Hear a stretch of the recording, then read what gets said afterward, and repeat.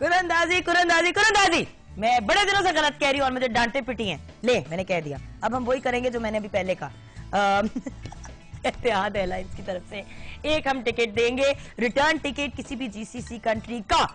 वक्त हुआ जाता है नाम निकालने का। लेते हैं हम, एक हैंड मिक्सिंग होगी, थोड़ी सी चेकिंग भी होगी, फिर मैं आंखें बंद करूंगी। बिस्मिल्लाहिर्रहमानिर्रहीम। जावेरिया झंग से आप जीती हैं एक रिटर्न टिकट एतिहाद एयरवेज की तरफ से किसी भी जीसीसी कंट्री के लिए। आपको बहुत बहुत मुबारक हो। और आज और सही आंसर बाय द वे हमारे सवाल का था सऊदी अरेबिया। आप लोगों ने हमें कॉल की, हमारे सवालों का जवाब दिया। Thank you very much. आप हमारे साथ ईद की ट्रांसमिशन में साथ रहे, उसका आपका बहुत बहुत शुक्रिया। आपने ईद हमारे साथ गुजारी।